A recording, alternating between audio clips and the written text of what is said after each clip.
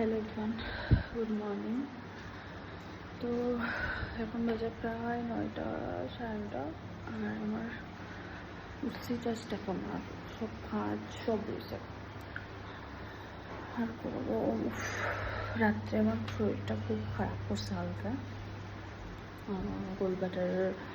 পরিবারের বেদনা উঠছিল আর পেইন কিলার হয়েছে অবশ্য, তবুও একটু কষ্ট হয়েছে। তো প্রচণ্ড গরম ফেলাইছে, প্রচণ্ড, মানে এটা পেয়ে লাভ নেই। অবস্থা দেখতে পারা, এত অবস্থা। আর এখন আমি কাজকর্ম, আজকে তো শনিবার, হালকা আমি কিছু করছিলাম, ঘুমাই দিয়েছিল। এখন বাসন বাসন সব হয়েছে, কাজ টাজ করবো।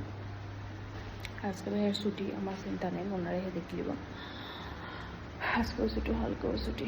ঘোরা কালকে বিকালে বেরিতে আসলাম অ্যাকচুয়ালি। এরপরে আজকেও বিকালে, আজকে তো শনিবার, আমি যাই পাইনি না মনারে নিয়ে। তো ঘোরার বেরিবার লাস্ট সপ্তাহ তো বন্ধ আসলো, 3 দিন বেরিবার কথা আসলে বাইরেছিলাম গরমে দিলাম।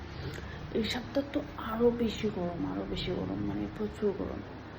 ও একটা চাকা প্ল্যান করিয়া রাখছে, আমরা যাইনি।